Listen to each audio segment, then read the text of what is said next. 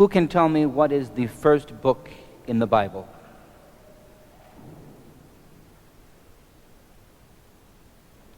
Genesis. What does Genesis mean?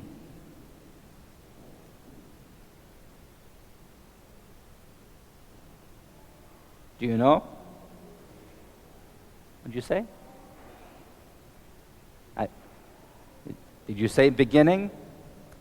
Because it means the beginning, the genesis, the genesis of things, the way that things start.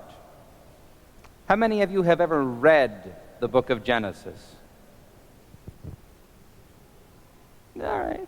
What'd you think? Gripping stuff, right? The book of Genesis is what we will be talking about, as not just Genesis, but we're going to talk about Bible stories this year for the children's sermons, so-called, for the Sunday school sermons. The reason is that sometimes we don't know what those stories are, which is silly, because we talk about them all the time in the church. We show them in the icons sometimes. We show the prophets and the people from the Old Testament on the icons, but we don't necessarily know what they did and what they said. So this will be a review. The other thing is that people like to argue about Genesis, especially, but about the Bible in general. And it is good to know what the church says about those things. So, today we will start just with an introduction. Who wrote the book of Genesis? Anybody know? Anybody guess? Who said Moses? It says Moses on the label. It's the first of the 5 books of Moses: Genesis, Exodus, Leviticus, Numbers, and Deuteronomy, or beginnings, leavings, stuff about the Levites, Numbers, so counting things, and Deuteronomy, the second iteration of the law. I probably didn't help myself saying iteration. Who knows what an iteration is? The second stab at it, right? So if I preach the sermon this week and then I preach the same sermon next week, it's not going to be exactly the same thing, but I'll say the same sorts of themes. That would be this second iteration. I don't know why I'm explaining this. Forgive me.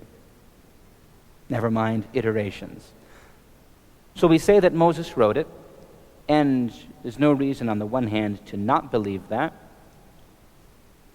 But Moses wasn't around in the time of the creation, right? So how would he have written that?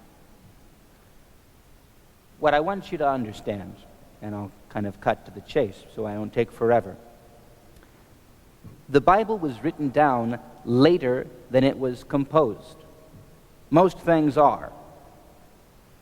And what was written down were stories that had been told and passed down from father to son, from mother to daughter, from one generation to the next. Now, I'm guessing you all know how that goes. How many of you know some story about your grandmother?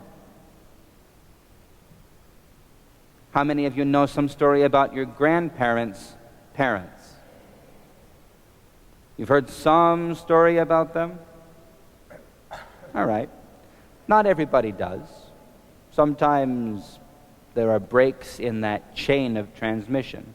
But most of us know something about, what it is to have a family story, right? About that time that Yaya set out the table and everything was beautiful, and then the dog came and stole the lamb shank and ran it down the road, and everyone chased after it, and it was a whole big thing. That's not my family story, but that's the kind of story that you'd pass on.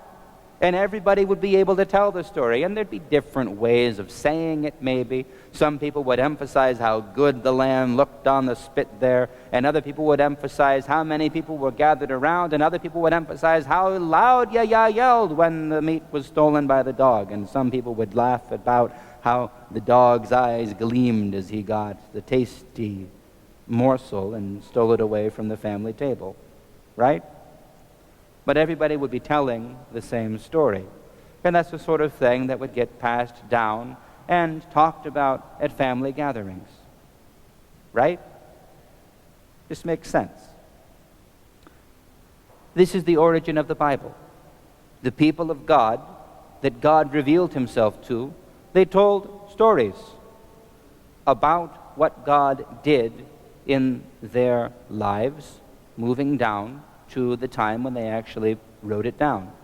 And when they wrote it down, they collected the stories, at least this is what it seems like, as we read the Bible, because sometimes it doesn't read in an orderly flow, like one person sat down and said, I'm going to tell the story of beginnings. It doesn't read that way, does it? You who read it, right? It reads like one little story that fits in a chapter and a half, and then another story about the same thing that emphasizes a different aspect. We're not going to go into details about that, but it's important to understand. The Bible, Emma, is stories. Stories that people told and told their children, and their children grew up and told their children, and eventually their great-great-great-great-great-great-great-grandchildren, who are still telling the same story, they wrote it down. Do you know why they wrote it down the first time?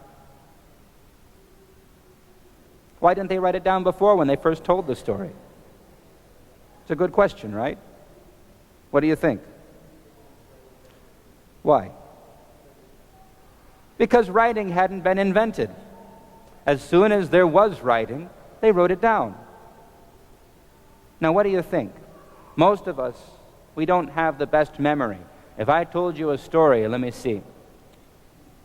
Father Anthony came into the church. He walked up the steps. He came down again. He preached a sermon. Then he went home. How many of you could say that back to me? Exactly the way that I said it. Probably not. But if I told the same story every Sunday, Father Anthony came to the church. He walked up the steps. He said some prayers. He came down. He preached a sermon. Then he went home. Now, I changed it a little bit there. It wasn't the same sermon, right? But if I preached it the same Sunday, I'd get good at saying it the same way, and you would get good at saying it for me. So I wouldn't even have to say it anymore, and someone else could tell the same story, right? That's how stories work. Our brains are built to remember things once we hear them enough times. It's like pop music, right? You ever get a song stuck in your head? I got a bucket of sunshine. Yeah, all right. Some songs get stuck in your head and you can't get them out. Is that how it goes? And you make mistakes. So, this is where the Bible comes from. It comes from stories that people told and repeated and told again until they were always told using the same words.